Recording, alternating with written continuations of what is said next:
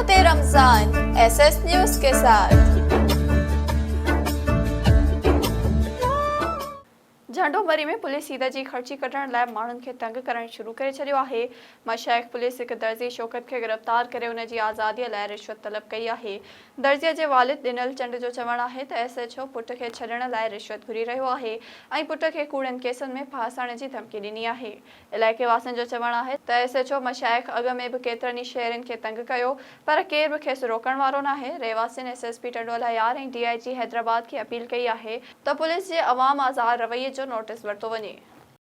टंडोला यार पुलिस पारां दौसोड़ी थाणे जी हद में मुबैना मुक़ाबले में मारियल नौजवान जे वारिसनि टंडोला यार में पुलिस ख़िलाफ़ एहतजाजी कैंप क़ाइम करे वरिती आहे। ॻोठ इस्माइल लुंड में कुछ ॾींहं अॻु पुलिस सुलेमान लुंड खे मारे मुक़ाबले जी दावा कई हुई। नौजवान जे वारिसनि टंडोला यार जे लतीफ़ गेट जे साम्हूं कैंप क़ाइम करे एहतजाजी तहरीक शुरू कई आहे। उन मौक़े ते रईस मुन्नो ख़ान लुंड ॻाल्हाईंदे चयो त टंडोला यार पुलिस नौजवान सुलेमान लुंड खे बेगुनाह मारियो आहे। जेकॾहिं हू ॾोहारी हो त उन खे कोर्ट में पेश कयो वञे हा। पुलिस सियासी माण्हुनि जी चुर्च ते कूड़ा केस मढ़िया आहिनि ऐं नौजवान खे घर अंदर मारियो आहे। ॻोठाणनि सिंध सरकार खां मुतालबो कयो आहे त मामले जी जांच करे नौजवान जे खून सां इंसाफ़ कयो वञे। खानवाणी भरपासे चोरनि धाड़नि ऐं फुर जे वाक़िअनि तोड़े पुलिस जी नाअहली ख़िलाफ़ शहरियुनि दुकानदारनि ऐं सियासी समाजी धुरियुनि पारां खानवाहण में मुकमल हड़ताल कंदे पुलिस ख़िलाफ़ एहतजाज कयो वियो आहे। रिपोर्टर मुर्तज़ा बोहियो मूजिबि शहरी इतिहाद दुकानदार एसोसिएशन ऐं सियासी समाजी अॻुवाणनि जे सॾ जे मोट में खानवाहण में मुकमल शटरबंद हड़ताल कई वई ऐं प्रेस क्लब आॾो मुज़ाहिरो करे टायरनि खे बाहियूं ॾेई पुलिस ख़िलाफ़ एहतजाज कयो वियो।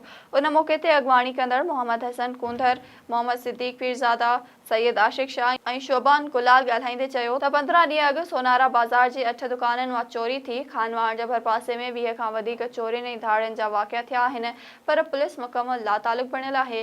एसएचओ जी नाअहली सभु शहरी ऐं कारोबारी माण्हू अदम तहफ़्फ़ुज़ जो शिकार आहिनि।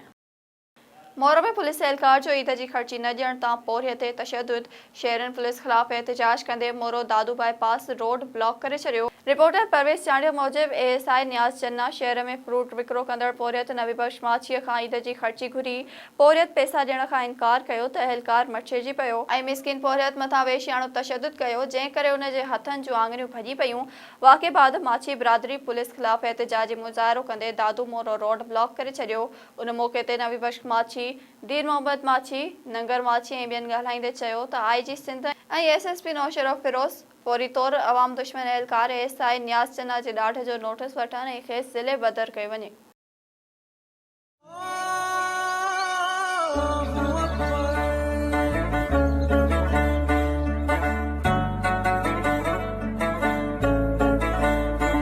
रहमत रमजान एसएस न्यूज के साथ।